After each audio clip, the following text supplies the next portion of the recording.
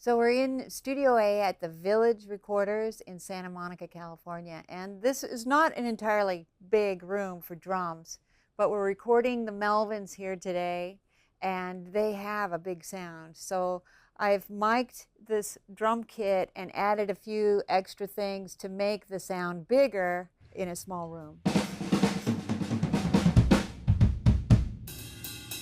To start, I have just a regular assortment of drum mics. I use on the kick drum a 421, and I have a special mic inside the drum. It's an old American mic to get a little more smack. Also, I use a sub mic that I built out of an NS10 speaker, and it's placed on the front outside of the kick drum to get the very low sub frequencies on that kick, and that adds to the warmth of the drum, the kick drum. Then on the snare, I use an SM57, which is a Shure mic. It's a pretty standard mic. Most people know what that is. And it's a very uncomplicated mic. And on top of the snare, it does really well to give you that crack. There's two ways to adjust a mic on the top of the snare, and I can explain it to you like this. If this is the snare head, and you put that mic in this angle, you're going to get more of the attack of that head. And if you angle it down into the drum head, you're going to get more of the body of the drum. So I have my SM57s on the kit angled more into the body of the drum because I want a bigger tone on that snare drum. So along with the 57, I added another Shure mic, an SM81, to just for the high-end crack, just like for a little pop that will help with the attack of the drum. And that's right next to the SM57 on the top of the snare drum. And underneath, there's another mic that I'm recording. It's a Sennheiser 441, and I have that pointed underneath the snare drum so that you get to kind of the rattle of the metal snares that are on that snare drum. You'll see that in this room, I've added a PA system because I want to make this small room seem much bigger than it is. So I brought in a PA, and I have an extra mic on the snare and an extra mic on the kick that goes directly to the PA. And that's all that's going through this big PA is kick and snare. That's to pump up sound in the room to make the drums sound loud and deep. So it'll make the whole kit sound bigger. So you'll see that on the top head of the snare, there's 3 mics, but one of them is just for the PA. Same with the kick drum. Then on the toms, I've selected a kind of a fancy mic for the top of toms. I usually will use a relatively simple Shure SM98 mic, which just clips on the top of the toms. But today we're using some really nice C12A mics. That's an AKG mic. They kind of look like a 414, but they're the tube version of that mic. They actually came out before the AKG 414. So we're using those to capture the attack of the toms. Then underneath each one of these toms, there's 2 toms. We're using the 421 mics, Sennheiser 421s. This particular kit is an old Ludwig. It's a 70s, late 60s, 70s era. And it's got really nice shells, the good tone in the shells. And I've got a pinstripe head on these this kit, which will give it a more muted tone than it would if we were using an Ambassador, a Remo Ambassador head. So we're using Remo pinstripes, so we'll have a bit of a more muted drum tone on the toms. Same with this snare. This is a pork pie Black Beauty style snare. I believe it's a brass shell. And we also have a pinstripe, a double pinstripe head on top, which is another Remo head. But if we wanted more crack and more excitement, we might go with an Ambassador head, which is also a coated head, but thinner, and it'll wear out sooner. I think Dale from the Melvins is a pretty hard hitter when it comes to playing these drums. So we're going with the heavier, the thicker double pinstripe for today. Some other nice mics that I've got set up here for cymbals.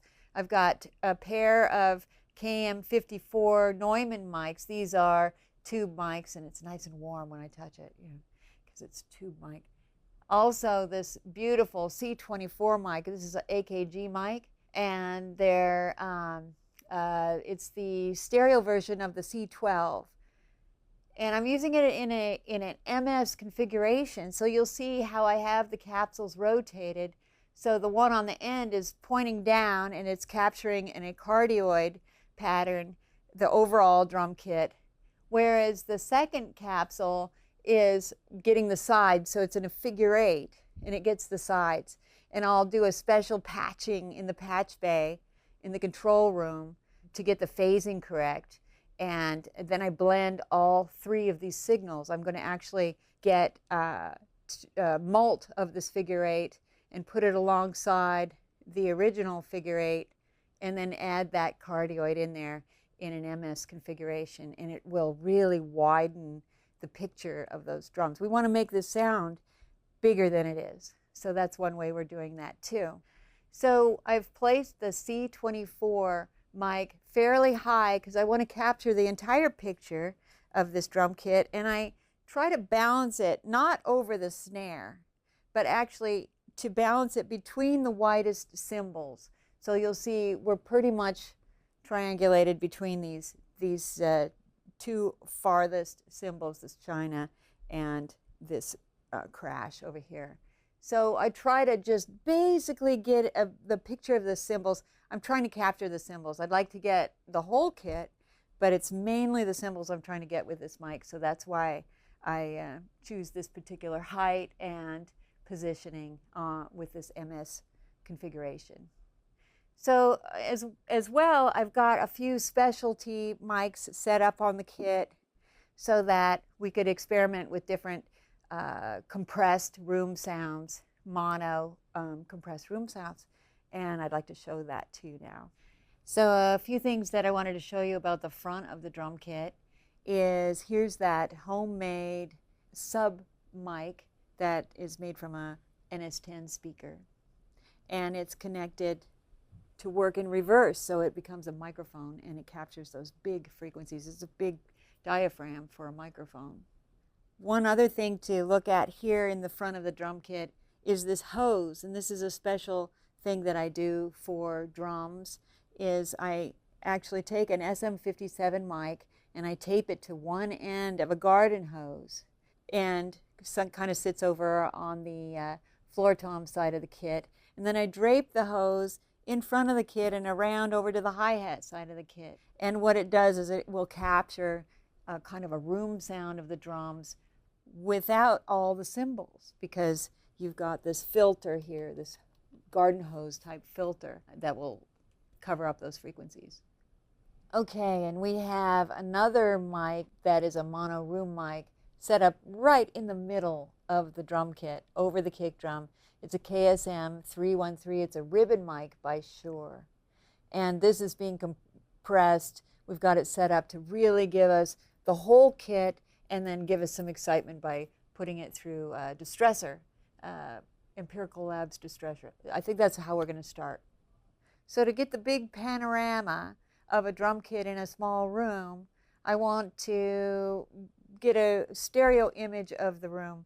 And I've got a couple of U67 Neumanns set up. They're tube mics. They're very pretty, actually. I'm going to dirty them up a little bit with compression. I'm using a Neve 33609 compressor for that.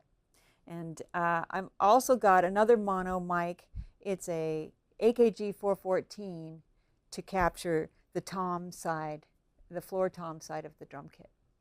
So here is the telephone mic. I'm also recording the drums with this. And this was a homemade device. My father actually taught me how to make this.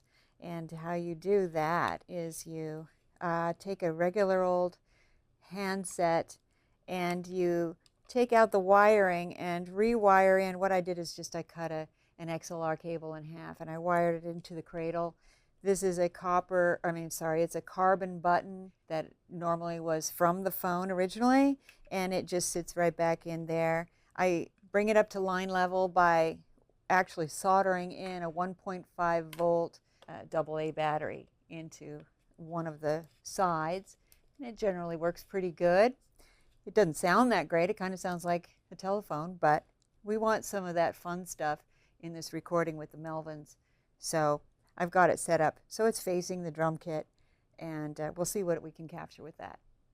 One last drum mic is this JZ Black Hole, and this is a really interesting mic. It's made by some fellows in Latvia, and they've made a mic that actually is hollow.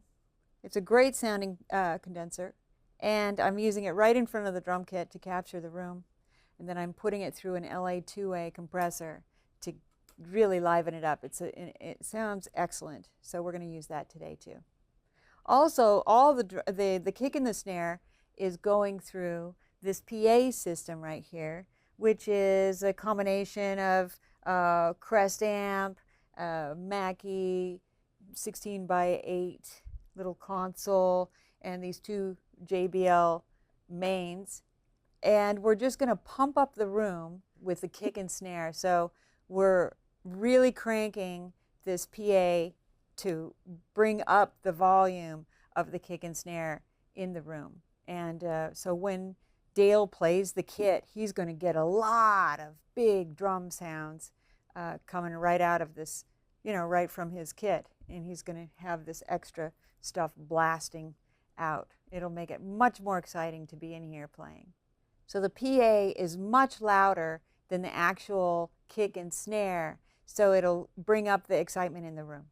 There's one other thing that I have set up for the drum recording, and that is using this Yamaha piano as a resonator. And I have the stick at half stick, and I have a AKG 414 inside the piano over the strings. And what I've done is I've taken some sandbags and I've weighed down the sustain pedal in the piano so that the strings will resonate while the drums are being played. The drums are right close to this piano, and just having the drums in the same room as the piano is going to make the piano resonate. So for bass, we have a setup with a DI box first, and that's a Countryman DI box. Then out of that, we're going into Steve's pedal board, and he uses a bass overdrive and some other pedals. And then we're going into this dark glass microtubes amp, and this is a really special amp. It's a new product. They built it in Finland, and it has a real nice gain section, so we can get a good growl out of the amp, out of the speaker, and really be able to control that. So I'm excited to use this today for the Melvins. We're recording the bass through this SWR 4x10 cabinet, and we have it isolated in a small room, and I have a microphone on one of the speakers. It's a EV RE20 mic, which I really love for bass. And then the studio also has one of their own kind of homemade NS10 speakers, sub-speakers. This is in a much better setup than I've got mine, but it does the same thing. So we'll capture those subtones on the bass with that. When I place a mic on a speaker cab, and this goes for either guitar or bass, I'll look where the seam of the inner part of that speaker is, and I'll point the mic right onto that seam. I don't usually record away from the cab. I like to have the mics really close to the cab, not touching the fabric, but very close. The same with this sub speaker. I'll have it all the way up to the speaker that I'm capturing that subtone with.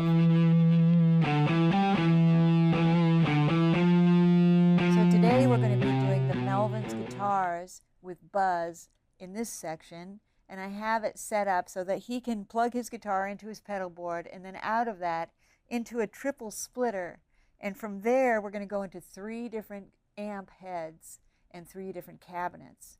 The cabinets are in this separated room back here, and I'll show you that in a moment. But the heads that we're using are over here. There's an L5 Gibson. There's a Trainer. This is a Canadian make that's been modified. It's really beefy. And then we have this monstrosity back here, and this is something I put together. We're using the GK head as a preamp, and then we're going into this big crest amp for a power amp. And we'll be using that rig to power some various interesting things. But during overdubs, I'm hoping to use some of these pedals. He's got some interesting pedals, but I also brought some pedals. I'm going to be using some Earthquaker pedals, which are really creative and wonderful. This is a vintage Super Fuzz here that I brought along. I've had it for years, that I'm excited to show Buzz. And then we have some Death by Audio pedals too. So we're going to play around with a bunch of stuff in overdubs. So we take the guitar from the splitter over here to this third rig, and we have this set up to kind of be an experiment. And so far it's been working really good. We'll see how we do today when the band comes and starts playing. But the way I've got it set up is from the splitter into the GK head, and then out of the direct out of that, it goes into this crest amp. And I'm going to turn it around to show you how I have the speaker patched. Now, just to let you know, I've unplugged it from the wall because I don't want to really fool around with this active. Because what I'm doing is I'm taking the speaker output of the crest here, and I've put an adapter on it so that I could put different rigs on there. And what I have with this particular rig is I've created a speaker cable, and here it is separate. It's a normal speaker cable, and I've actually wired in an extension cable into it so that I could plug in various appliances. What it does is send the audio through the speaker cable and then down into whatever motors or circuitry is in various appliances. Right now I have a drill hooked up to it. So we go out of the direct, out of the GK head into the crest input, and then out of the crest amp through the speaker outs. All right, we're going through this drill, and then it winds up in the power soak. Now I've added this power soak into the circuit so that I could control the volume going to the speaker. Out of the power soak to our cabinet, which is isolated in another room. So one great thing about this setup is that we can exchange the drill for any number of things. And I brought a few things that I'm going to use to experiment today when we do overdubs with Buzz on his guitar. Oh, one thing I didn't tell you about the drill is that as the audio is going through that drill, depending on the frequency of the note that he's playing on the guitar, the drill will start up and is powered by the audio. So I figured if it works for a drill, why couldn't it work for a light bulb? So we have this apparatus here, so we can plug in a light bulb and actually have the audio from the speaker output go through a light bulb, and we can listen to the sound of the filament in the light bulb. I have another rig here that we can use as a speaker cable. What I did here was I took a speaker cable and I cut it in half, and I pulled the wires apart, and we've soldered on these screws so that I can use those as posts, and then I can insert different things actually into the signal chain. So the audio from the speaker output will go through this rig, and I can insert pickles or hot dogs, or I don't know. But various foods actually have different properties, and we'll kind of experiment with that today too, maybe. Okay, so we have our guitars going through a three-way splitter. The guitar is going through the splitter and then going to 3 different heads. The first head that we have is a Gibson L5, and that's going to that old Marshall slant cab down there with 25-watt Celestion speakers in it. And those will give it a really grainy, saturated sound because the 25-watt speakers break up a lot quicker than other speakers. And on that cab, I have an SM57 and a 421 Sennheiser mic.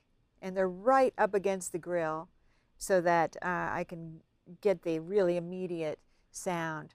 Then we have the second split going to my crazy rig with the drill, and it'll be our experimental rig. And that's going through this cabinet. I'm not even sure the make of this cabinet, but it's got a couple speakers in it, and I have a Sennheiser 421 microphone on that. Then we have the third split going to that modified trainer over there, and that is going to this tone tubby cabinet. And the tone tubby is a beautifully built cabinet, and the speakers are quite unique. They're actually made out of hemp, and the company is out of San Rafael, California.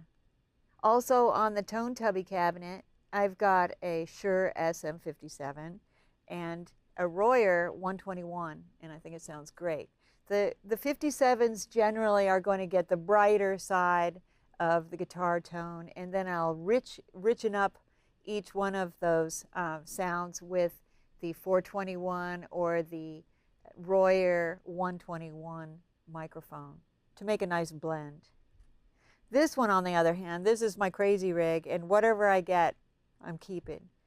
So my SM57s on these cabs will capture the more brighter tones of the guitar, and then I'll use the Sennheiser 421 or the Royer 121 for the richer tones. Now the 121 is a ribbon mic, and it'll actually make it even warmer, a rounder tone. And I thought it would be more appropriate to put that on the tone tubby cab to capture some of what the tone tubby brings, because it's a slightly different sound than our Celestion style 25-watt speakers. On the Celestion speakers, I'm using the Sennheiser 421 microphone. So I like to use the mics right up to the grill of the speaker cab.